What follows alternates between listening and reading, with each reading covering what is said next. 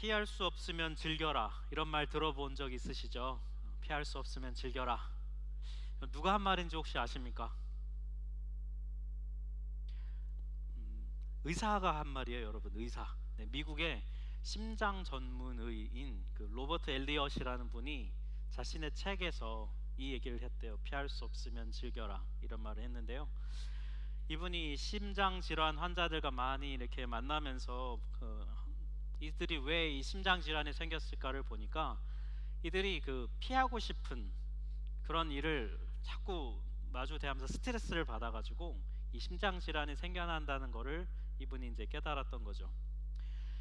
만나기 싫은데 어쩔 수 없이 매일 만나야 되는 사람, 이런 사람이 있잖아요. 뭐 직장에도 있고 집에도 있으면 안 되는데, 네, 집에도 있을 때도 있고, 그죠? 그다음에 먹고 살기 위해서 하고 싶지 않은데 뭐 어쩔 수 없이 매일 출근해야 되는 그런 피하고 싶지만 피할 수 없는 현실, 이런 걸 마주 자꾸 대하다 보니 그것 때문에 매일 너무 스트레스를 많이 받아서 이 심장 질환들이 사람들이 생겨난다는 거예요. 그래서 이분이 차라리 이렇게 피할 수 없다면 그냥 즐기는 게 낫지 않겠나, 이런 이제 권면을 그 책에서 이렇게 한 건데요. 제가 이 책을 읽어보지는 않았어요. 근데 이제 책의 내용을 보면서, 소제목을 보면서 도대체 무슨 얘기를 하나, 그 소제목들을 한번 좀 이렇게 살펴봤어요. 그랬더니 이런 제목들이 있었어요. 어떤 제목이 있냐면, 고생한 뒤에 오는 행복이 오래 간다. 한마디로 얘기하면 행복이 그냥 저절로 오면 오래 안 가는데 억지로 고생해서 얻은 행복이 오래 간다, 뭐 이런 얘기를 하고 있고요. 그 다음에 불평할 시간에 행동해라. 이분이 보니까 우리 살면서 우리의 말의 한 70%는 불평 불만으로 가득하다. 그래서 그거 하지 말고 그냥 그 일에 그 시간에 열심히 일이나 해라, 뭐 이런 말인 것 같고요. 그다음에 이거는 좀 아마 들으면 굉장히 코웃음 치실 것 같은데요. 네. 일을 즐거운 놀이로 생각해라. 네. 이게 말이 되는 소리입니까, 여러분? 그죠? 네. 아무튼 이렇게 또 뭐라고 얘기하냐면, 남의 성공을 축복해라. 왜냐하면 이게 사람들이 스트레스 받는 걸 보니까 남이 잘 되는 걸 보고 스트레스를 받는다는 거예요. 그래서 다른 사람이 잘 되는 거 스트레스 받지 말고 축복해 줘라, 뭐 이제 이런 얘기를 하는 거예요. 좀 이렇게 종합을 해보니 결국 읽어보지 않아도 대충 무슨 얘기하는지 아시겠죠, 여러분? 이렇게 피할 수 없는 현실을 즐기려면 결국은 너가 마음을 고쳐 먹어야 된다, 이 얘기를 하고 싶은 거예요. 의지적으로 즐기라는 것이죠. 의지를 통해서. 네, 여러분, 이게 잘 되면 우리가 이러고 살겠습니까? 그죠? 네. 이게 안 되니까 우리가 스트레스 받고 심장병 생기고 뭐 이렇게 사는 건데, 의지로 이렇게 하라고 얘기하니까 사실 별로 잘 와닿지는 않는 것 같아요. 어떤 분은 잘 되겠지만 대다수의 우리는 그게 잘 안 되니까요. 근데 얼핏 오늘 본문을 읽어보면요, 오늘 본문을 기록한 바울도 좀 비슷한 권면을 하는 것 같은 느낌을 받을 수 있어요. 환난 가운데도 즐거워해라, 이런 말을 하고 있으니까요. 근데 이 내용을 잘 들여다보면 바울이 얘기하는 이 환난 속에서 즐거워하라, 이 권면은 오늘 이 로버트 엘리엇이라고 하는 이 의사가 하는 것과는 차원이 다른 얘기를 하고 있어요. 어떤 내용인지를 한번 함께 말씀을 통해 들어보면 좋겠어요. 우리가 오늘 로마서 5장 말씀을 읽었는데, 로마서 이 앞부분에 있는 1장부터 4장까지의 그 내용을 보면 바울은 믿음으로 의롭게 된다는 것에 대해 얘기하고 있습니다. 이걸 가리켜 좀 한문으로 어려운 말로 이신칭의라고 말을 해요. 인간이 의롭게 될 수 있는 방법은 오직 믿음밖에 없다, 다른 방법은 없다, 이 얘기를 하고 있는 거거든요. 여러분, 왜 믿음 말고는 인간이 의로워질 수 있는 방법이 없을까요? 왜 믿음만 오직 그 유일한 방법일까요? 이유가 뭘까요? 왜냐하면 모든 인간은 죄인이기 때문이에요. 모든 인간은 하나님이 아니라 자기 자신이 주인이 되려고 해요. 모든 걸 다 자기 마음대로 막 다 하려고 하거든요. 그래서 성경은 인간을 죄인이라고 말해요. 인간이 자기가 죄인이다 보니까요, 자기 힘으로는 그 죄에서 벗어날 수가 없습니다. 내가 죄인인데 어떻게 나의 죄로부터 스스로의 힘으로 벗어날 수 있겠어요? 불가능하다는 거예요. 그래서 이것으로부터 벗어날 수 있는 유일한 방법, 인간이 죄로부터 벗어날 수 있는 유일한 방법은 오직 예수를 믿는 것 외에는 다른 방법이 없다, 이 얘기를 바울이 1장부터 4장까지 얘기하고 있는 거예요. 예수의 십자가 죽음만이 나를 죄로부터 벗어나게 할 수 있는 유일한 방법이다. 이게 바로 이신칭의의 내용이죠.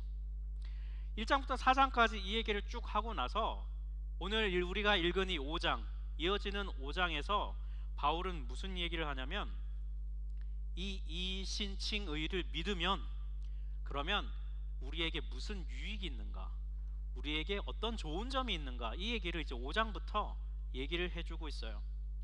믿음으로 의롭다 인정함 받은 사람들이 누릴 수 있는 유익이 뭐냐? 오늘 본문 1절 말씀에 있는데요, 우리 1절 말씀은 같이 한번 한 목소리로 읽어볼까요? 그러므로 우리가 믿음으로 의롭다 하심을 받았으니 우리 주 예수 그리스도로 말미암아 하나님과 화평을 누리자. 아멘. 여기 보니까 하나님과 화평을 누린다라고 되어 있어요. 하나님과 화평을 누린다는 게 무슨 뜻일까요? 더 이상 하나님께 대하여서 우리가 적대적인 감정을 갖지 않는다는 것을 뜻합니다. 두 사람이 있는데 서로 감정이 좋지 않아서 한참 막 말다툼하고 싸울 수 있잖아요.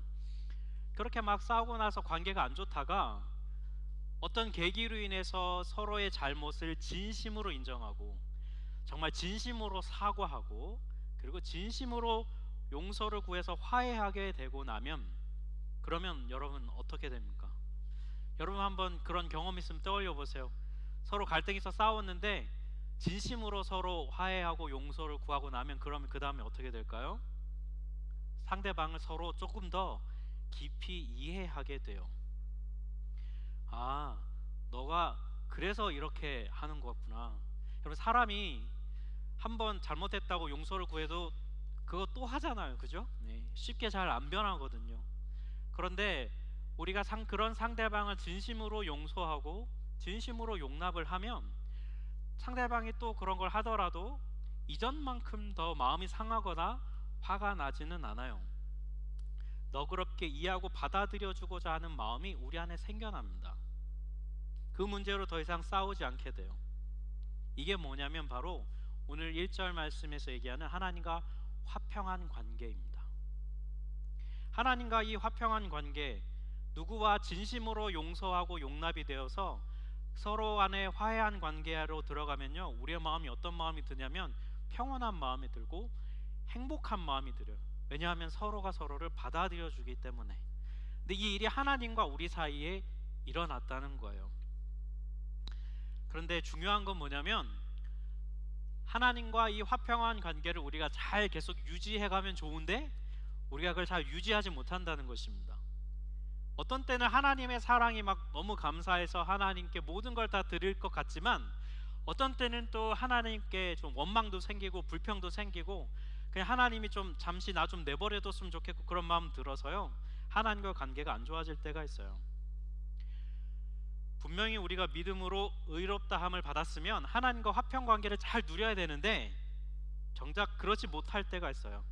그러면 이유가 뭐냐면 성경은 그 이유에 대해서 불순종 때문이다, 우리의 불순종 때문이다라고 말해요. 이사야 59장 2절 말씀을 보면요, 오직 너희 죄악이 너희와 너희 하나님 사이를 갈라놓았다고 말해요.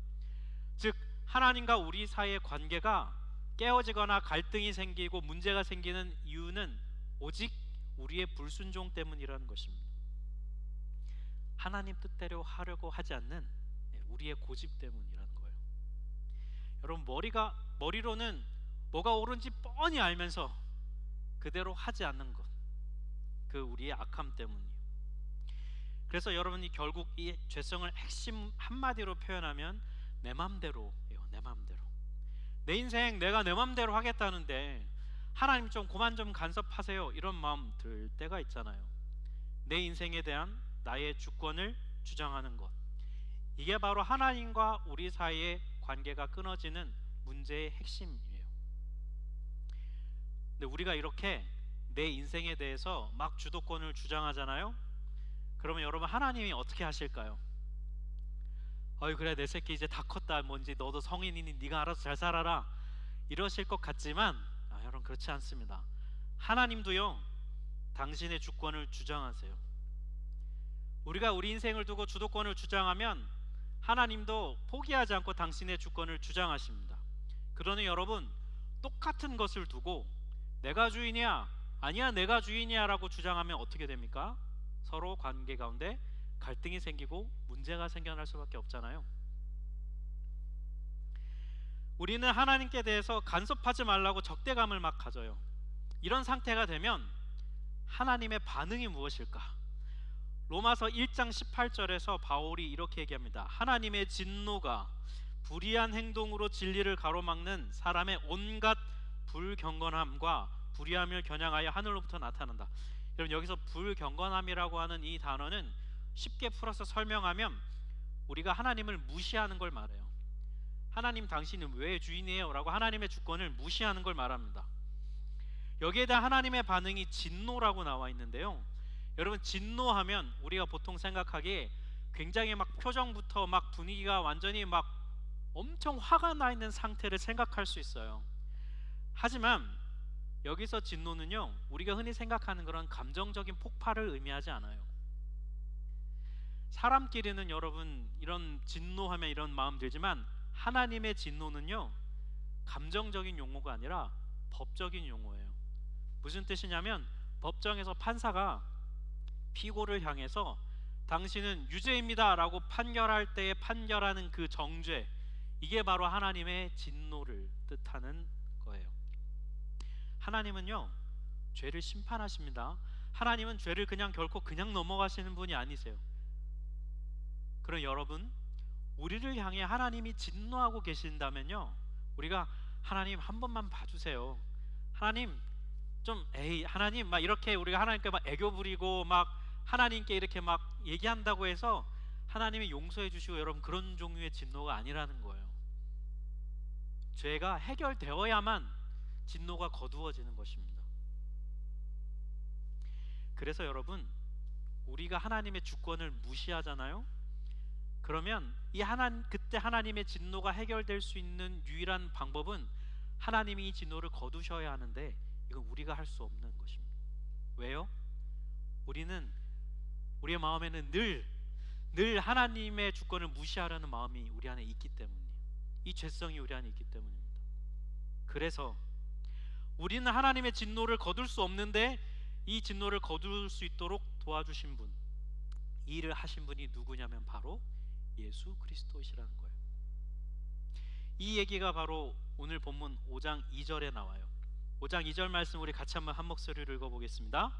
또한 그로 말미암아 우리가 믿음으로 서 있는 이 은혜에 들어감을 얻었으며, 네, 이 구절을 새번역본에서 조금 더 쉽게 이렇게 풀어놨어요. 우리는 또한 그리스도로 말미암아 지금 서 있는 이 은혜의 자리에 나오게 되었으며, 예수님으로 인해서 우리가 지금 은혜의 자리에 나오게 됐다는 거예요. 자, 여기 은혜의 자리에 나온다 할 때 나온다는 이 뜻이 헬라어로 프로사고게 이런 단어인데, 이 프로사고게가 갖는 뜻이 뭐냐면 누군가를 다른 사람에게 이렇게 소개시켜 주기 위해서 이렇게 데리고 가는 거, 그걸 가리켜 프로사고게라고 말해요. 그러니까 이 구절은요, 결국은 이런 뜻이에요. 예수님이 우리의 손을 잡고 하나님께로 데리고 가준다, 이런 뜻인 거예요. 그 은혜의 자리로 우리를 데려가 준다는 거예요. 하나님의 주권을 우리가 인정하지 않잖아요. 그래서 우리와 하나님 사이의 관계가 깨어지고 하나님이 우리에게 진노하고 계신 상태에 있는 거예요. 그게 우리의 현실인데, 그런 예수님께서 그런 우리를 하나님 앞으로 데리고 가 주셔서 우리를 하나님과 화해할 수 있도록 해 주셨다는 거예요. 그래서 하나님이 진노를 거두어 주셨다는 거예요. 그 결과 하나님의 진노가 사라지고 지금 우리와 하나님과 예수님 마치 삼자대면하고 있는 것 같은 이 자리, 여기가 바로 2절이 말하는 은혜의 자리라는 것입니다. 예수님은 이걸 위해 이 땅에 오셨어요.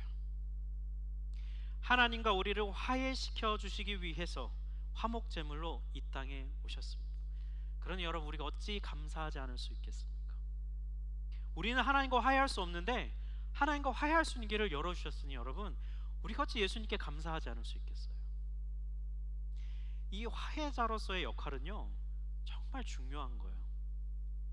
예수님이 아니었다면 하나님과 화해할 수 없는데 우리를 하나님과 화해시켜 주셨다는 거죠.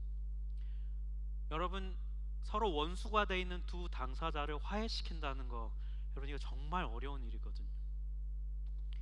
제가 예전에 섬기던 교회에서 한번 이 화해자로서의 역할을 해봤던 적이 있어요. 두 여자 집사님이 관계 갈등이 생겨가지고 좀 다툼이 있었습니다. 그래서 제가 각자 따로 만나서 이야기를 나눴더니 다 자기 말만 하는 거 있죠. 네.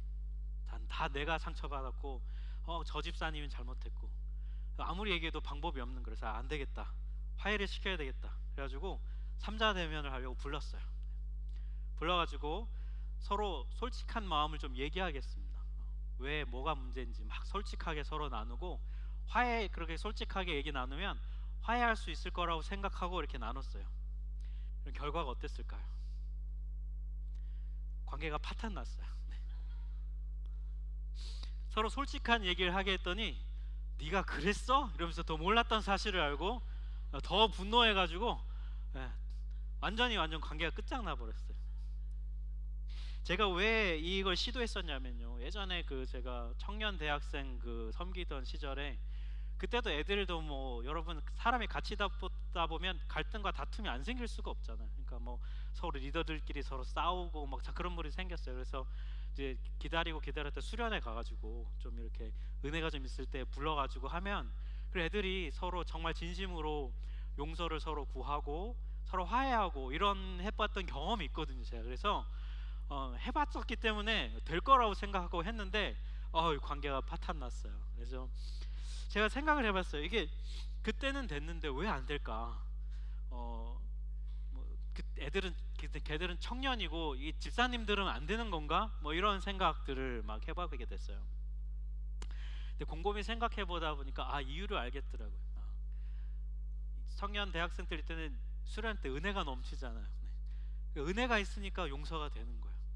근데 은혜도 없는 이 일상을 살면서 하니까 그래서 은혜가 없는 상태에서 화해는 불가능하구나, 이 사실을 정말 깊이 그때 깨달았거든요.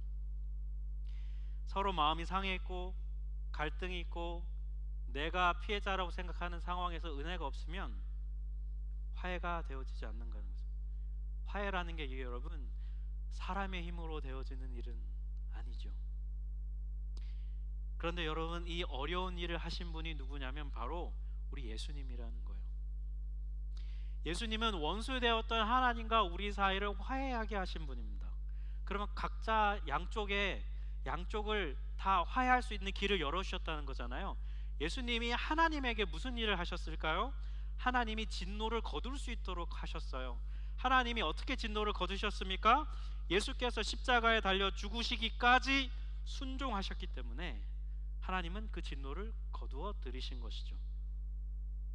그러면 우리는요, 우리가 하나님을 향해 갖고 있는 적대감을 예수님이 어떻게 풀어주셨습니까? 우리를 대신해서 죽는 그 사랑, 예수님이 이런 나를 위해서 죽으셨구나라고 하는 그 사랑을 깨닫게 하셔서 예수님 당신이 나의 주인 되십니다라고 고백하게 하심으로써 하나님과 화해할 수 있는 양 당사자 모두가 다 화해할 수 있도록 예수님이 하셨다는 거예요. 이렇게 예수님은 하나님과 우리가 모두 한 자리에서 은혜를 서로 주고받을 수 있도록 하시려고 이 땅에 사람이 되어 오셨어요. 이 대림절에 여러분, 이 은혜를 누리시기를 바랍니다. 화해자로 오신 예수님의 은혜가 여러분 우리 안에 가득하면 하나님과 우리 사이뿐만이 아니라 앞서 말씀드린 대로 서로 간에 화해가 일어날 수 있어요. 사람들 간에도 화해가 일어날 수 있어요. 예수님은 우리 서로 간의 화해 중재자가 되어 주십니다. 우리가 화해하지 못하는 이유는 우리 안에 은혜가 없기 때문입니다. 또 좀 더 정확히 말씀드리면 우리가 화해하지 못하는 이유는 우리가 은혜의 자리에 머물러 있지 않기 때문이에요. 그 은혜의 자리를 자꾸 우리는 박차고 밖으로 나가서 내 뜻대로 내 생각대로 하려는 성향을 우리가 버리지 못하기 때문에, 내 상처에, 내 상한 감정에, 내 생각에 집중되어 있기 때문에, 그래서 그것을 하나님께 온전히 내어드리지 않기 때문에 화해의 열매가 없어요. 여러분, 예수님을 우리가 화해자로, 예수님을 화목제물로 우리는 믿고 있는데, 여러분 삶에 화해 열매가 있으신가요? 여러분 살면서 사람과 갈등은 피할 수 없습니다. 우리가 다른 누군가와 싸우지 않고 살 수는 없어요. 그런데 여러분, 그만큼 여러분 화해 열매가 있으신가요? 왜 우리는 예수님을 화해자로 믿으면서 우리의 삶에 화해 열매는 없을까요? 그 이유는 하나예요. 우리가 자꾸 은혜의 자리를 박차고 나가기 때문입니다. 우리 안에 은혜가 없기 때문이에요. 사랑하는 성도 여러분, 화해자로 오신 예수를 우리가 믿고 고백한다면 이 대림절에 우리의 삶에 화해의 열매가 있기를 간절히 바랍니다. 은혜로 인해서, 여러분 우리 힘으로 할 수 없어요. 절대로 불가능합니다. 그러나 우리의 삶에 은혜가 임하면, 그리고 상대방에게도 그 은혜가 임하기를 기도하면 우리는 주님 안에서 진심으로 화해할 수 있습니다. 이 대림절에 화해케 하시는 이 은혜를 누리시기를 축복합니다. 여러분, 바울은 이 화해케 하시는 이 은혜의 자리에서 예수님, 하나님, 우리 삼자 대면하면서 이 은혜의 자리에 우리가 있잖아요. 그러면 바울이 뭐라고 얘기하냐면, 그 은혜의 자리에서 우리에게 뭐가 오냐면 즐거움이 있다고 얘기해요. 그래서 여러분 2절 끝에 보면 뭐라고 되어 있냐면 하나님의 영광을 바라고 즐거워한다 이렇게 되어 있습니다. 네. 우리에게 이 은혜의 자리에서 오는 즐거움이 우리 안에 막 있다는 거예요. 근데 바울이 이 즐거움이 더 흘러 넘쳐서 나간다고 말합니다. 오늘 보면 5장 3절을 보면요, 다만 이뿐 아니라 우리가 환난 중에도 즐거워한다 이렇게 돼 있어요. 다만 이뿐 아니라, 이게 무슨 말이냐면 그 화해 자리에서 우리에게 막 즐거움이 있는 걸, 그걸 얘기하는 거예요. 화해하는 즐거움 있잖아요. 근데 그 즐거움이 그냥 이뿐 아니라 이 즐거움이 너무나 커서 환난 중에도 우리를 즐겁게 하게 한다, 이런 뜻인 거예요. 여러분, 환난 오면 즐거워하시는 분 있습니까? 환난이 오는데 하하하 환난이 왔구나 막 즐거워하고 행복해하는 분 있어요? 그러면 빨리 병원으로 가야 됩니다. 여러분, 정상이야. 이 구절은요, 여러분 환난을 즐기라는 말이 절대로 아니에요. 오해하시지 않았으면 좋겠어요. 여러분, 환난 자체가 우리에게 즐거움을 주지 않아요. 환난은 고통을 주지 즐거움을 주지 않거든요. 근데 바울은 뭐라고 얘기하는 거냐면, 비록 그리스도인의 삶에도 환난이 오지만, 그러나 하나님 예수님으로 인해서 화해케 된 그 즐거움이 우리 안에 너무 커서 그 즐거움이 남아있기 때문에 그 즐거움으로 인해서 환난이 와도 이길 수 있을 만큼 그 즐거움이 크다는 걸 지금 말하고 싶은 거예요. 그래서 여러분, 이게 아까 설교 도입에서 말했던 그 로버트 엘리엇이라고 하는 의사가 말한 피할 수 없으면 즐겨라라는 거랑은 질적으로 다른 거예요. 이건 여러분 의지로 즐거워하라는 게 아니라 뭐를 하고 얘기하는 겁니까? 우리로 하여금 뭘 하라는 거예요? 그 은혜의 자리에 머물러 있으라는 거예요. 거기 머물러 있다 보면 거기서 오는 즐거움이 크다는 거예요. 그 즐거움이 커서 환난이 와도 네가 넉넉히 이겨낼 수 있는 즐거움이 있다라고 지금 바울은 말하고 싶은 거예요. 이 즐거움이 얼마나 큰지 바울은 이어서 3절 4절에 이렇게 권면해요. 우리 3, 4절 우리 같이 한번 읽어볼까요? 환난은 인내를, 인내는 연단은 소망을 이루는 줄 알미로다. 네. 이 즐거움이 우리로 하여금 환난 속에서도 인내하게 한대요. 여러분, 인내한다는 게 무슨 말이냐면 버티게 한다, 이런 뜻입니다. 환난이 와도 버틸 수 있게 해준다는 거예요. 즐거움에 힘이 있어서. 그 버티다 보면 어떻게 되냐면 연단된다는 거예요. 이 연단된다는 말을 이 새 번역본에서는 뭐라고 번역했냐면 단련된 인격, 이렇게 표현했어요.